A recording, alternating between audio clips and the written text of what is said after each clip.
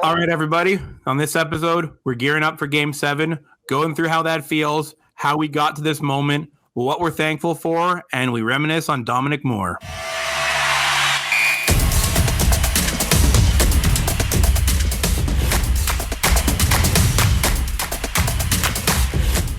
Welcome back to Fumble Puck, everybody. There is a lot of emotion, a lot going on. I'm here with Ashley. Of course, I am Noah. Ashley, how are you? I am an anxious ball of a mess. How about you? I am in a weird place right now where I feel very peaceful, but behind that peacefulness is a lot of apprehension. And I think I'm a polite person in general. I think I have been excessively polite to everybody over the last 48 hours just to make sure I'm not offending the hockey gods in any way. Well, my light switches have never been touched less often than they have in the last couple of days, because if we're winning, I don't touch them. If we're losing, I flick them all on or off, depending on what they were to start with. But I am like, my butt cheeks have never been clenched so tight in my life. So Stacy knows my playoff idiosyncrasies and my superstitions, but she's never had to really soak them up because obviously we never played Toronto and she's a Toronto fan.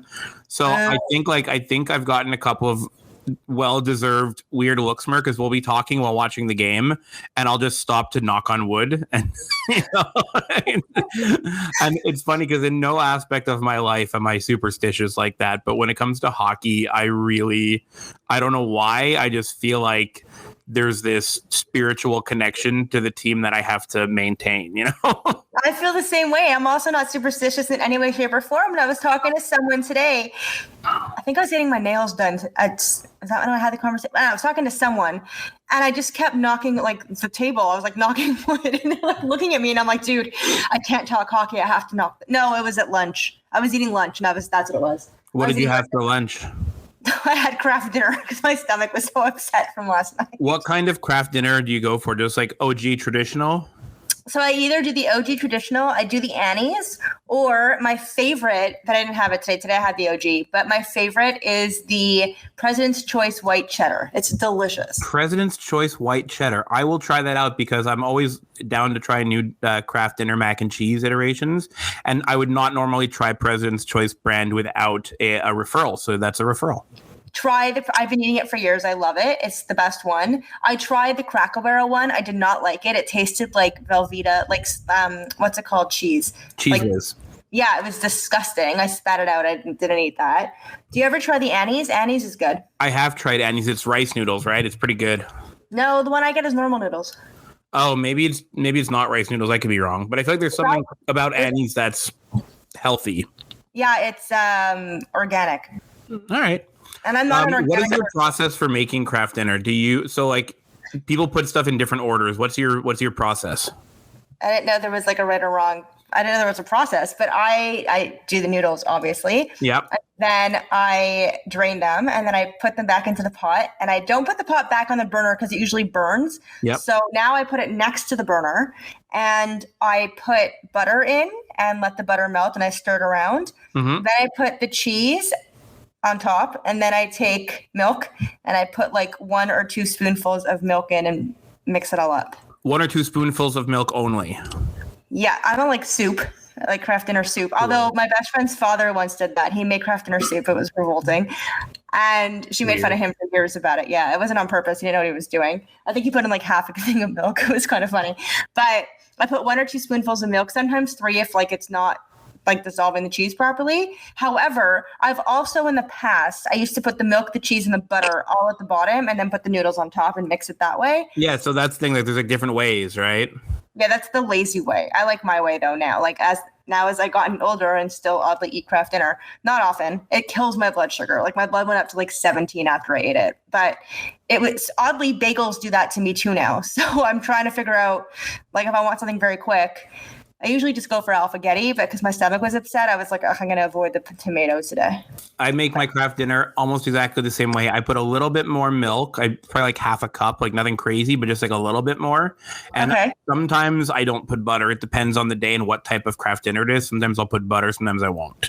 So sometimes I'll go straight to cheese sauce and start stirring and then add milk, which is like living on the edge. Well, what does it do if you don't put butter? Nothing really.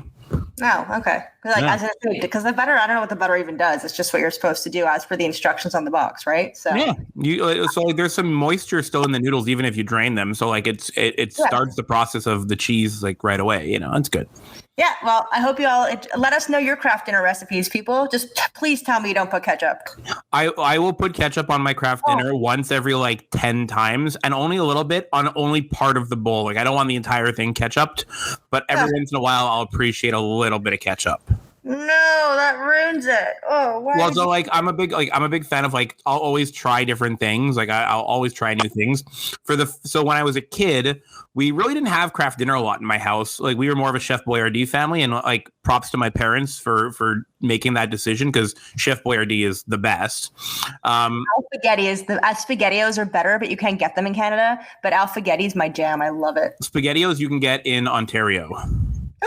No way. They're at the Walmart down the street from me, like brand name SpaghettiOs. Oh my God. Noah, you have to get me them. I'm obsessed with SpaghettiOs. I'm doing groceries this week. I will grab you some SpaghettiOs. Oh my God. And the funniest thing is just a quick interlude about this. I was telling my cousin last week how when I make this alphagetti, I gourmet it up a little. I put in like cheese string. Do you know what I mean? Like those that you can like the Vicello cheese strings. That you I have can, kids, so cheese strings end up in a lot of dishes. Okay, so I put that into my once it's already hot, you put in the cold cheese strings and they melt and it's delicious. I was saying how I gourmet it up. So my cousin was like, Ashley, that's called being a raccoon. And you're eating like a raccoon. Like, that's so rude. Raccoons have good taste that they like cheese strings and alphagetti. Oh my God, they like everything really. Yeah, but so does my dog. But whatever. So my parents were like, we were a Chef Boyardee house, and then they started buying Kraft dinner because like I think I had Kraft dinner at a friend's house, and I was like, Mom, Dad, this is so good, and they were like, okay, well, we didn't know you liked this, and they started buying it, right? I think I only started eating Kraft dinner when I was like 10, maybe. Like I was pretty old. Oh, you're late to the party. Yeah, exactly, right. But it's delicious. So my mom made it the same way you make it, like butter, then cheese, then milk, and it was like always awesome. And then when I was like 16, probably, one of my friends put ketchup in their KD, and I was like, oh, I'll try that. And I tried it, and it was all right. It's okay, But every once in a while, I feel like I need to jazz up my KD a little bit if it gets boring. So like, I do ketchup once out of every 10 times, 2 out of every 10 times. I'll go like Scotch bonnet hot sauce and stir it up so it gets super spicy. That's good. Interesting. My cousin, another cousin, when she was young, she was at someone's house and they said to her, do you want like Kraft dinner or whatever? And she was like, okay. And then they went to go make her Kraft dinner. And when she saw it, she was like, well, this isn't what my mom makes. And she's like, well, what does your mom make? She's like, oh, fettuccine Alfredo. It was like, not the same. She was like 5. I was like, whoa, okay there. She was a little bit gourmet there, but that's okay. Fettuccine is probably my favorite noodle. I'm a big fan of fettuccine. Me too. I like fettuccine with a little bit of garlic. Then I put in the Alfredo sauce and then I add chicken. That's a wonderful meal. I love that meal. It's one of my favorite meals that I used to make all the time. I have this new pasta I got. I started buying it like during COVID, so like less than a year ago, or maybe about a year ago now. It's called a lumacona or lumaconi. What's that? They look like little snail shells, and they're really good for any kind of like bolognese or meat sauce or anything with a bit of volume to it because the seashell, like the snail shell shape, holds sauce really well. I highly endorse this product. I'm Googling it right now. It's a superior noodle. I'm not finding this noodle. Oh, wait. Yes, I see it. Oh, so is it? Yeah. Oh, no, that's not it. What's it called? Lumacona or lumaconi. So I think about Illuminata. Yeah, it's Lumacon and then I or A, like Coney or Kona. I think it's Kona. Oh, I see it. Oh, yeah. So this is kind of mini versions, a very mini version of like the seashells that the pasta shells that it's lumaconi, sorry, that you put into like soup. Yeah, kind of. Yeah, like bigger versions of that. Those look cool. I've never seen them in stores. Yeah, so like Walmart sells them. And the brand is like Fiore. I think it's like this like other pasta brand they have with a bunch of cool noodles. Yes, I see it. So does Disecco also. I like Disecco's pasta. So interesting. I'll try that out. I'll let you know what it's like. Nice. Cool. Good. It has to be like a meatier kind of sauce. Yeah, it also kills my blood sugar, but I will try it out and let you know what it's like. Awesome. Oh, I'm a type 1 diabetic for those who don't know and think I'm just weird. So just throwing that out there. So we've eased into this. Yes. But now we need to start processing some emotions. So I'm going to meander through this. Everyone, I think we were talking about it, and our agenda looks a little different today for the listeners out there. You guys have already watched the games. You already know what happened. There's a lot involved with how we process everything that's happened this season leading up to a stressful day tomorrow, which also, by the way, I'm getting vaccinated tomorrow at 1 o'clock, which is awesome. But I'm worried. I'm going to obviously there might be some side effects and I might be dead for 24 hours that I have to go through a game 7 while not feeling well. You should be fine. Your arm might be sore and you just might be tired. I wasn't tired till the next day though. I know a couple of people I've seen very mixed. Some people were good to go, and some people were I need 24 hours off work because I'm in deep. So I don't know what's going to happen. We'll see. But I'm dreading the idea of not feeling well and watching this game and not feeling well. Don't think of it that way. Just positive vibes. You'll be fine. So positive vibes. There were fans at the Bell Center yesterday. There were. It was great. And you know what? I have to say, I actually like the no fans thing because I like hearing what's happening on the ice, ignoring that stupid fake crowd crap that they pump in. Yeah. But it was wonderful and it gave us a lift, and it was just so good to hear the Olays, even though I hate that song when we're winning. Yeah, they Olayed too early. Yeah, I'm sure that's why we almost lost. But I loved hearing the fans' reactions and the boos, and they booed every time Galchenyuk touched the puck and Matthews, and it was just felt like home. One of the biggest feelings of I feel like we're rounding the bend and getting out of this pandemic happened during the last game in Nashville versus Carolina. Was it the goalie chance? Yeah. Yeah, when they're like, Nedeljkovic, it's all your fault. You suck. And I was like, oh, we're almost back to normal. This is cool. It was great. I actually had the opportunity because I have season tickets to the Habs, right? I had an opportunity to go to the game, but we're still not allowed to cross the border, and I don't break rules ever. So I didn't get to go, but I wish I did. But I'm happy that I got to be a part of watching that game because it was special. It was cool. Would you go to a round 2 game? I'm going to knock on wood also. I would in a heartbeat. Yes. The only reason I didn't go to this one was because of the border issue, right? Which didn't seem to stop people, but yes. Yeah. Other people like that douchebag who tucked in his Toronto jersey who came from Ontario. I would go, but if the government asks me not to cross the border, I'm not going to cross the border. I'm just too nice of a person to do that.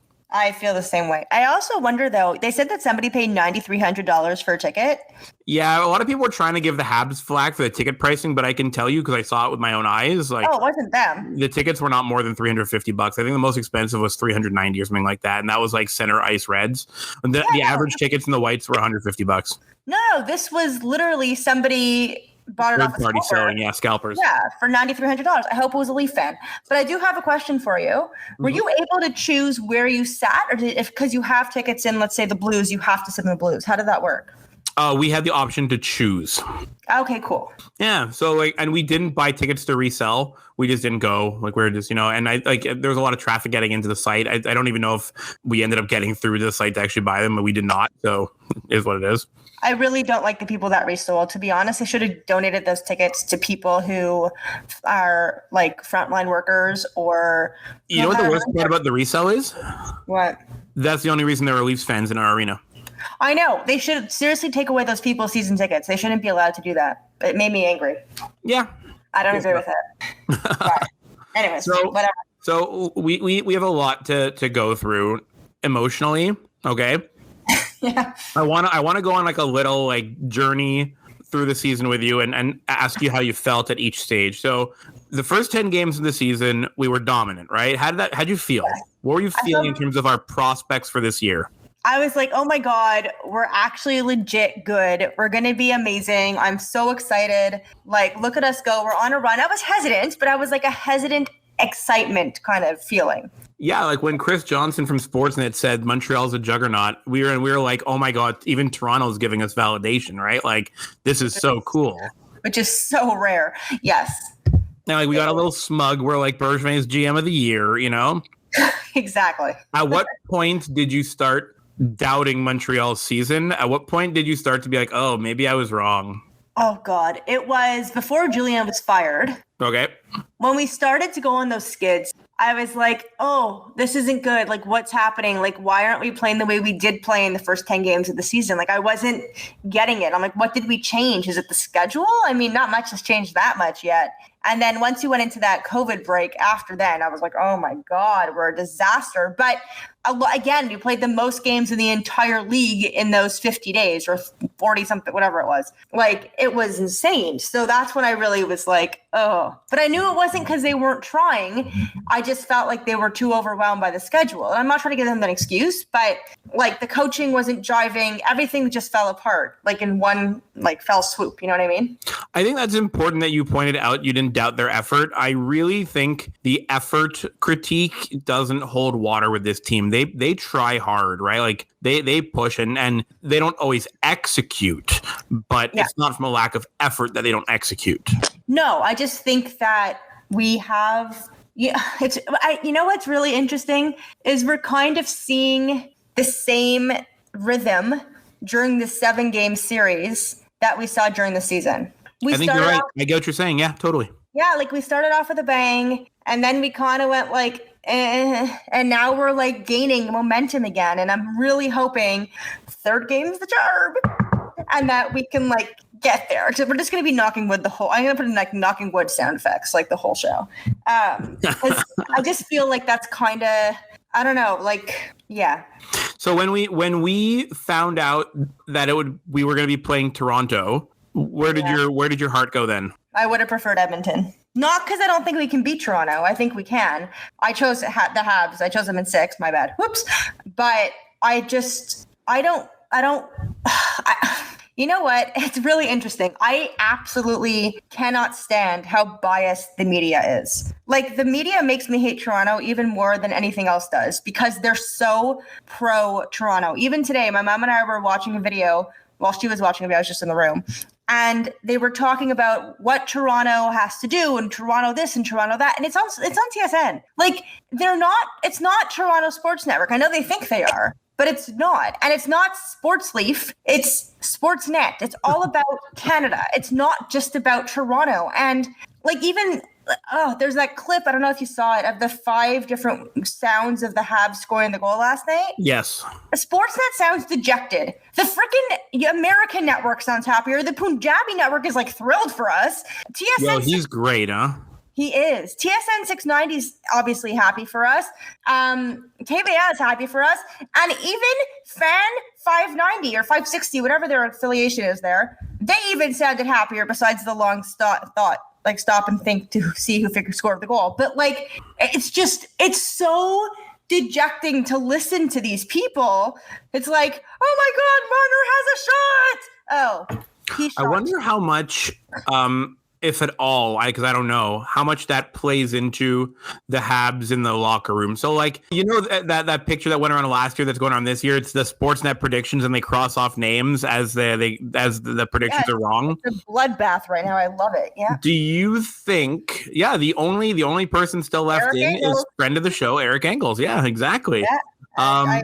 Yeah, I hope he's do you think the Habs post that in their dressing room? You think that's something they do? Do they relish that, like, being written off status? I hope so. I would. I'd be pissed. Like, how does not one person, even if you don't think they're gonna win, how does not one person take them? Like, it's all. I was reading HF boards last night, and people were from Boston and Tampa and everywhere else, and they're all like, "Oh my God, we hate Montreal, we hate Toronto, but we hate Toronto so much more. Go Habs!" Like, everybody, every single team is cheering. Like, the fans are cheering for the Habs. Nobody likes Toronto, and I'm sure a lot of it has to do with the media. The media. I also have a lot of like friends who are Leafs fans, right? And I have some like acquaintances who aren't friends who are Leafs fans.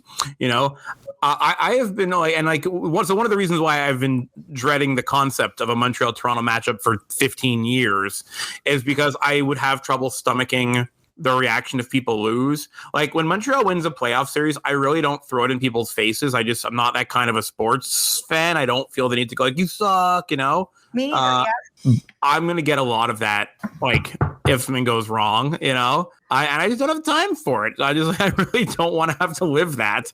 So, like, I want Montreal to win, obviously, because I'm a Montreal fan, but just to not have that happen to me, I feel like would be a very special thing, you know? And also, honestly, somebody tweeted out today, it was John, the Eagle Dares, I think. He tweeted out saying he wants the Leafs to lose almost as much as he wants the Habs to win.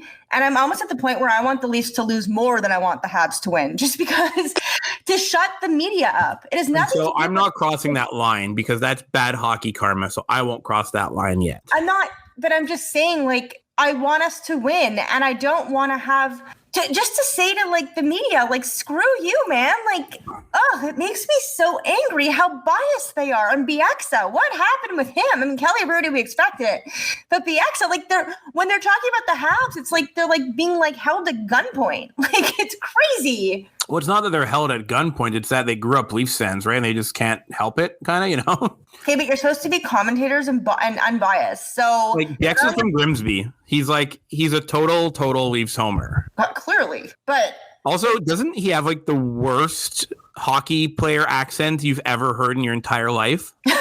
Like, oh, buddy, oh my god, you guys get pucks in deep, and it's hard to listen to. Like, it's worse than Mike Babcock's. Like, oh, you know, I'm gonna go in there and do that. I don't know. That's me making fun of other Canadians' accents. You know? Yeah, and I don't know. I just find the media is so frustrating. Everybody professionally is stacking the deck against Montreal, and that's like part of that feeling now. Because like, so we ended up we won game one, we lost 3 in a row, we were down 3-1.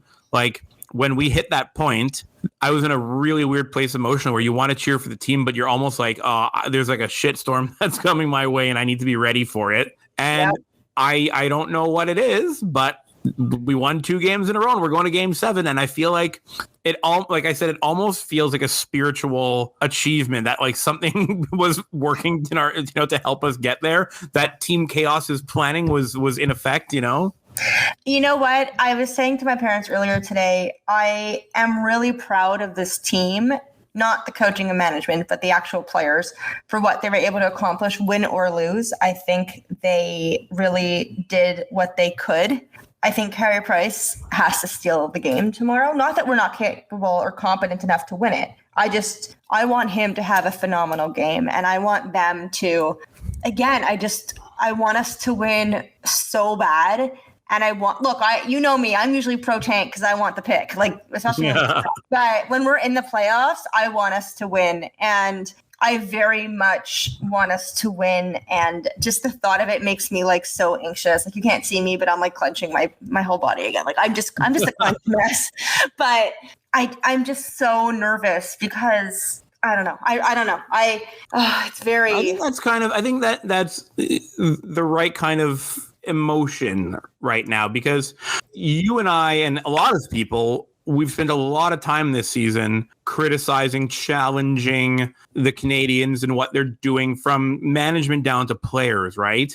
At the end of the day, we're still Habs fans. And when you get to this moment in time, all that kind of washes away. Even like I want Dominic Ducharme to friggin' go out there and outwit Sheldon Keefe so hard, right? I want I want to be able to see Marc Bergevin do his cheer like when we beat Ottawa that first year, you know? that old gif from 9 years ago now, right? Everything we've talked about doesn't matter anymore, which is why I didn't want to talk game recaps and what they were good at and what they weren't good at. I just kind of want to sit in this vibe for 24 hours of weird apprehension and pride at the team. I just think it's a cool place emotionally to be. It is. It's giving me massive anxiety, but it is. I'm really proud of them, win or lose again. And I just really, exactly. I just really, really, really want to win. And I like envision the handshake line, and I'm very happy. But again, We'll see. It's very scary. And It's scary. It is. And to be honest, when they were down 3-1, I don't remember how I really felt against Washington and Pittsburgh, but I know it wasn't great. But when we were down 3-1 here, I was like dejected as hell. I was like, oh God, like, I can't believe they're going to win in 5. Like, that's so gross. I can't believe it. Oh my God. I think a part of that's the fact that it's Toronto also, right? Like, when we were down against Washington, we were like, this is the juggernaut of all juggernauts. So whatever, like exactly. If you lose, it's what we expect, right? And then that Game 7 Dominic Moore goal, you're like, oh my God, And then round 2, you're down and you're like, well, against Pittsburgh, and you're like, well, we just did it in round 1, so why can't we do it again, right? Exactly. This is like, we almost feel like we don't belong in the playoffs, but we're in it, and we're doing what everyone said we couldn't do. Can we do it one more time? Exactly. And I do have a question for you. I don't want to put this in your head at all. And I actually, it's you're going to get mad if I ask you because it's going to affect the hockey gods. So maybe I shouldn't ask you. But who's going to be the Dominic Moore tomorrow? I'm not going to answer that question because that's an affront to the hockey gods. It's bad juju. But what I can do and what I would like to do, if that's cool now, is I want to talk about some people that I think could be that person based on what they've been doing the past few games. Okay. The top of my list, and not the last few games, but the last game, I'm really, really impressed by Jake Evans. Me too. He is awesome. I loved it. Did you hear his quote from, was it last night or this morning, about his skill level? Yep. Yeah, where he's like, I know I'm not the most skilled guy on the team. I can't do toe drags and dangles, so I know I need to work hard and bring some grit and speed. Like, he's self-aware with what his game is, and I think it's an insane compliment from Dominic Ducharme. So credit where credit's due to the coach, putting him on the Tatar Gallagher line, on the in Tatar's spot on the no Gallagher line. Like, that is something. I actually really liked that move, and I thought it was interesting. I was hoping they were going to do that. I tweeted that out in the morning that I would swap Evans with Tatar. I think it's a really good move, and I think he played really well last night. And he does bring that quick grit, which is exactly what we need. Yeah, and he plays the same. He played the same style on that line as Tatar did. That forecheck, that get in there, right? So he shoots on the opposite side. He shoots right into the left, but like it worked. And we're at this point now where remember we had our Phil Deneau 1C episode that was awesome to record a month ago or 2 months ago, whatever it was. Definitely not a 1C, but yeah. Yeah, and we talked about how his job is, and his line's job in that case, is to neutralize the other team's top line. And if that's all they do without scoring, then that's not a bad job. That's even more true in the playoffs right now, I think, where if that line doesn't put up a single point, but they prevent Marner and Matthews from putting up a single point, I think that's an incredible job done, because I'll take the other 9 forwards matchups and roll the dice on those, right? Right. I personally feel that Evans is going to replace Deneau next year. So we'll save this for another day, that one, because I have been starting some fun work on what next season looks like, and I'm sure we're going to do an episode on it, obviously, because we're going to have some stuff to fill time in the off season, which won't be for a while. And but there, where he fits in will be a big part of Marc Bergevin's plans, right? And how we spend that salary cap. Right. Or insert new GM here. Yes. Or insert new GM here. Exactly. The next person who I think can be this person, that Mr. Game 7 for us, if you will, is not Justin Williams, because he hurt Saku Koivu. So even though I like him, I don't like him today. Is Corey Perry. I keep thinking it's Jeff Carter. Why do I keep thinking it's Jeff Carter? Because they both played for LA. I tweeted out saying, is Jeff Carter available? Damn it. I meant, is Justin Williams available? I keep doing that. It's Justin Williams, and he's retired, so no. Okay, but maybe he'll unretire for like one day. The biggest failure the Hurricanes ever had in their entire history, and they're a small market team, so they probably had a lot of failures, was when Justin Williams came out of retirement. They just announced it. The biggest missed opportunity ever would have been to storm surge, have the lights go off in the arena, and bring him in like the Undertaker or something. Just like have him walk back onto the ice. Like, wouldn't that have been the coolest moment ever? Yes. And so, Carolina Hurricanes, I'm a big fan of that team. I'm really disappointed that they missed that one. Shame. Okay. But Corey Perry, going back to Corey Perry. Yes. He's slowed down. He's not the same player he used to be. But if you need him to bring it for one game and pop him out there for, 16 to 20 minutes and have him go, he can do it for a game. So this could be the game, right? I think so. I love Corey Perry. You know how much I love him. I would bring him back next year in a heartbeat. I would actually get him speed skating lessons this offseason. That's what I would work on with him. Yeah, the entire team should have that, by the way. Yes, skills coaches. Especially Corey Perry. But I think he's just wonderful. And I hope tomorrow he shows up why he's the worm. Worm it, Corey. Worm it. If you had to give one player on the team skating training during the offseason, it would not be Corey Perry. It would be Shea Weber. Okay, fine. Yes, but Corey Perry's up there for sure. Yes, it shows Shea Weber. You are correct. Who do you think is on your list of potential Dominic Moores? Oh, I don't want to curse the hockey gods either. Let me change the question then. Who do you think is an unsung hero that could show up big in a game? Okay, so here's my opinion on this. I think we turned the corner 2 games ago. You okay? Yes, I'm okay. I drank my water wrong, and I'm a little bit coffee because of it. Okay. I have a few players. One is Brendan Gallagher. I think that's a great call because he's done nothing yet so far despite playing his heart out. So I think that's a wonderful decision. Number 2 is Josh Anderson. Cool. And I have 2 more. Number 3, even though he's been great, not that the other 2 haven't, but Cole Caulfield is so due. I don't know, what is the ambulance 911 code for 3 million people having a heart attack at the same time? Okay, so if Cole Caulfield scores a game-winning goal, yeah, I don't know what I'd do. And I can't be holding my children at that time because I'd drop them probably. The last person who I'm it's flip-flopping in my head. I think Jeff Petrie owes us, but the person who I think is the most likely of all the people that I just named, honestly, you're going to think it's so weird. Oh, there's 2. 2 just came into my head again. Oh my God, are you going to say Phil Deneau? No. No. I don't have that much hope. Paul Byron. Yeah, and he's kind of that same role as Dominic Moore, right? Veteran on the fourth line. He's got a lot of speed. Yeah, I like that. I think that's good. That Dominic Moore goal it's a top 3 goal I've ever seen in my entire life. Not in terms of quality of goal, but just what it meant to me.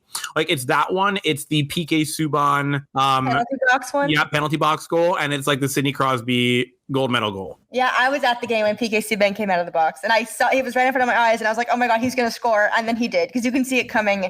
Yeah, I agree. And an honorable mention here to 2 things: Shea Weber, he deserves it. But wouldn't it be amazing if Carey Price, they pulled their goalie and Carey Price did it? That would be amazing. Anyways, but again, I don't want to go there because I'm a nervous wreck even thinking about this. And yeah, but those are the people I have in my head that I think will have a big game tomorrow. I'm hoping anyways. Nothing else that matters that happened at the rest of this season matters anymore. No. Tomorrow's a new day. It is what it is. We're here, and I'm going to soak this up so hard. Me too. And I really hope that our team wins. Same here.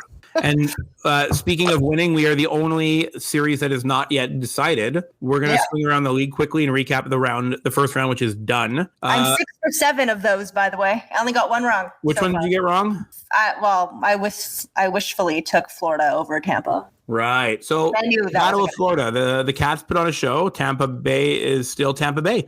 They're a really freaking good team. Yeah, I know you hate them. They're good. I hate them. They are really good at what they do. I hate them because they're so good. They're like the model franchise, right? Any team that can sneak 10 million over the cap and still compete, they're good at what they do. I'm still not okay with that, by the way, but yeah. Yeah, but they did it and it worked. And hey, if you're throwing out GM of the year, maybe it's Julien Brisebois, right? Just for maintaining what they had. And not having to tear it down is pretty impressive. It is. Bastards. Post tearing it down, because it was already torn down a little bit, Minnesota lost to Vegas. So Vegas is moving on to play Colorado in what everyone's calling the Stanley Cup Championship in round 2.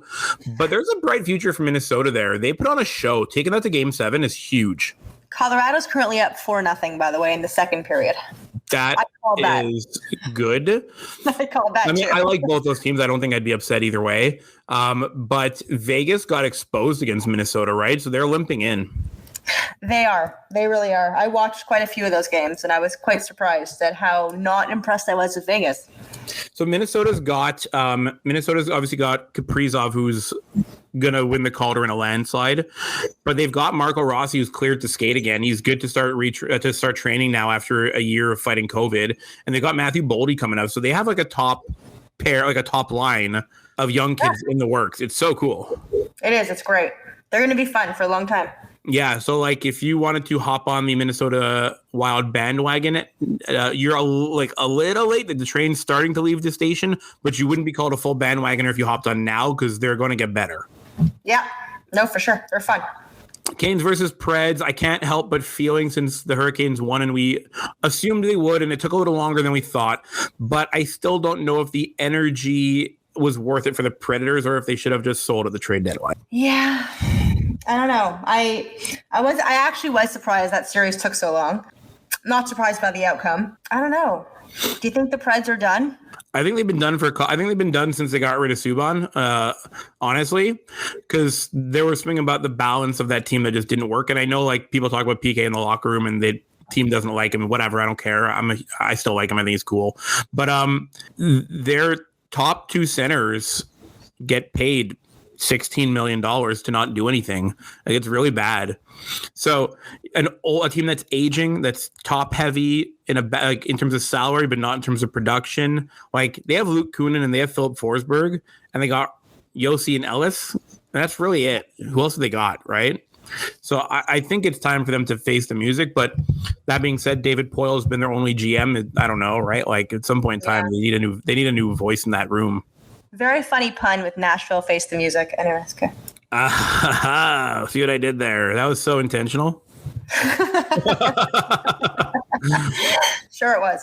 Okay, so Pittsburgh lost to the Islanders. Why do you think this excites me? Brian Burke and Damn right. I called that.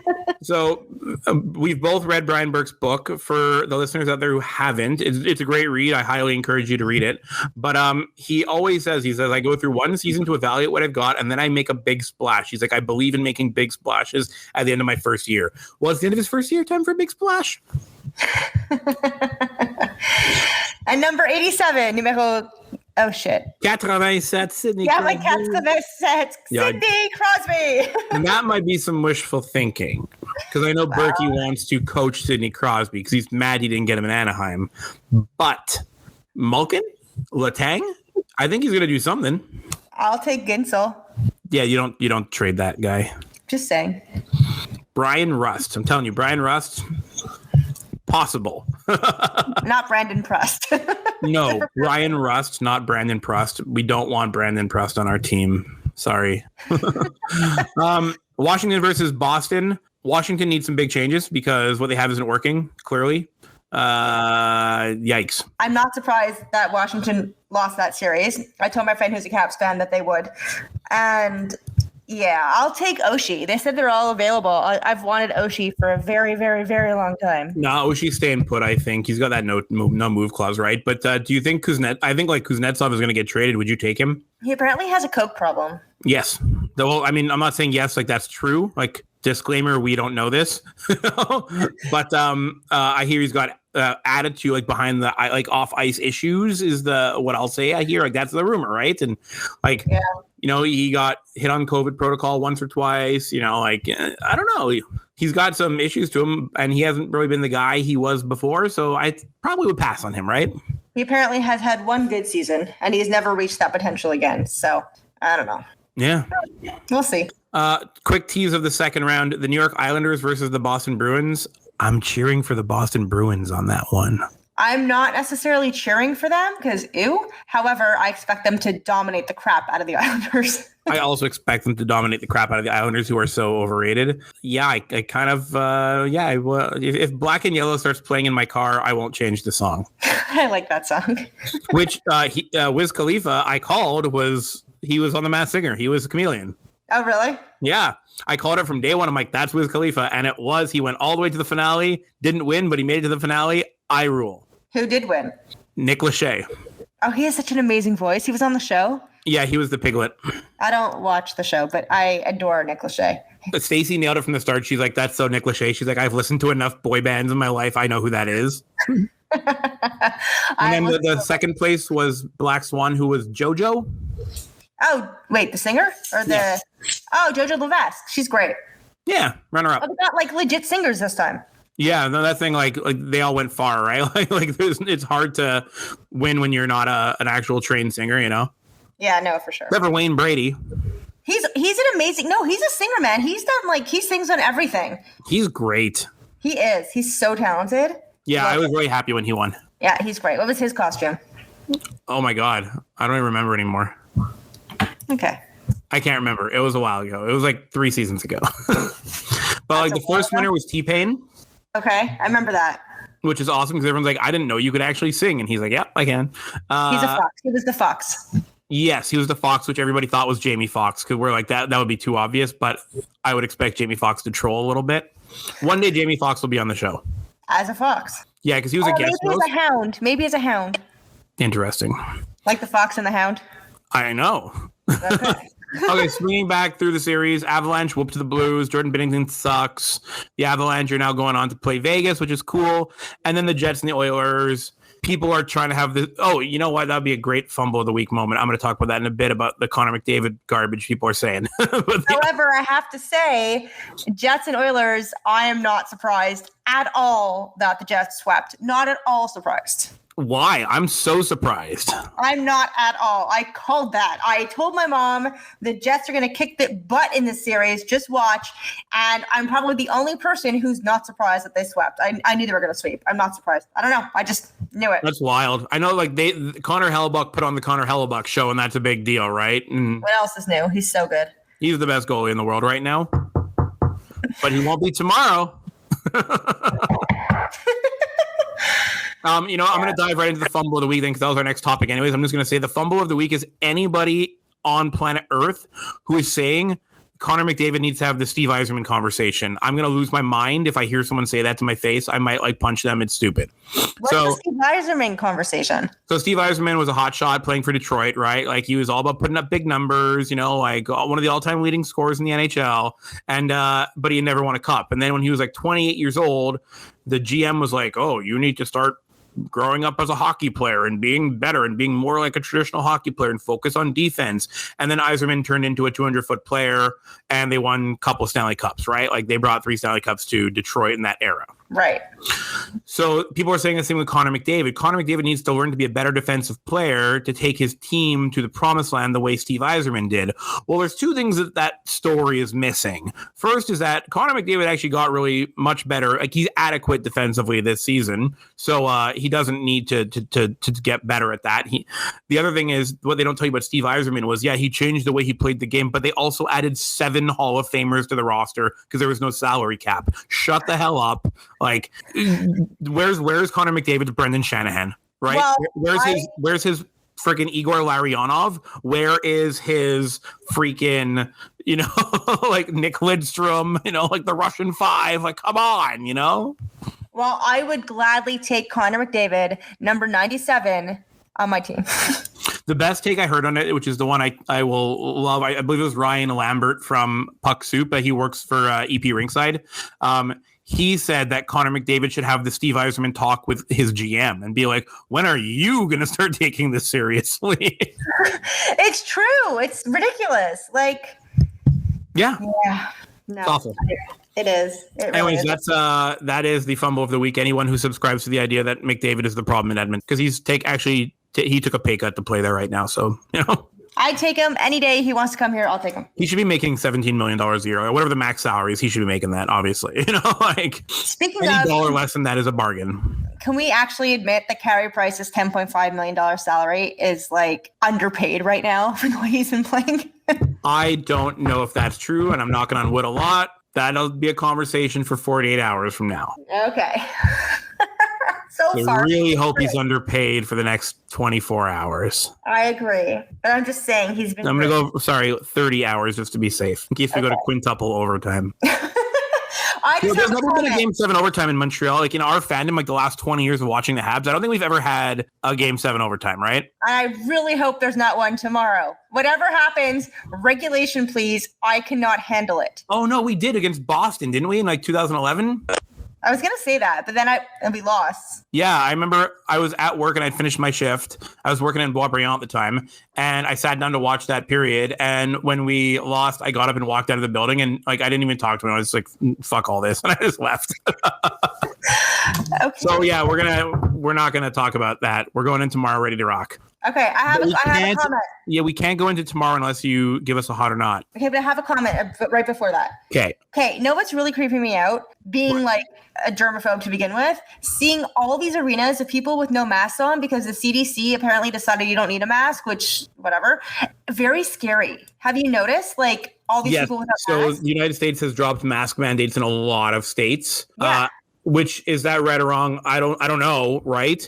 But I know that they believe that their vaccination rates are high enough. Like at some point in time, when X amount of people get vaccinated, you lose the ability to credibly say wear a mask, right? There's still 20 out. Today there was only 11,000 cases. They dropped 10,000. It's probably because Sunday is such a low reporting day. This was Saturdays, but I just feel like. Well, there's also some municipalities involved, right? Like I don't know the answer to the question, but like maybe the city of Nashville is very highly vaccinated, so they're comfortable, whereas like small town outside of Nashville in Tennessee isn't. So, like they should, if they were going to town, they should probably wear masks. I don't know, right? I would want to believe that they have vaccination rates to back up those claims, but it's the United States. So, I mean, they lie about everything. So I don't know if it's, I don't know if I can believe it, but I hope no one gets sick at a hockey game. That's for sure. Me too. It's just scary. Anyways, back to my hottie of the week. So I texted you this guy and I never saw him before, and he's number 79 for the Tampa Bay Lightning, and his name is Ross Colton, and he's really cute. I mean, he's like 12, but he's really cute. I Googled him. He has a baby face. I didn't know what he looked like, but I know the name, but I didn't know his face. And baby face.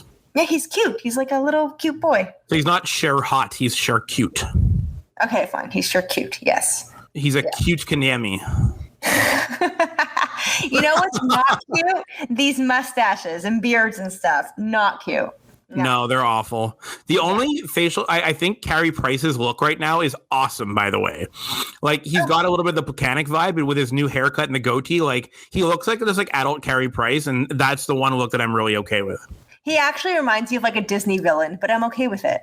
Oh, my God, yeah, the goatee's so Disney villainish. I love it. It is, and Chris Kreider has that, too, but, yeah. Yes, he definitely looks like Jafar, kind of, like, because he's got those, like, piercing eyes, too, right? Like... Yes, and what's his face?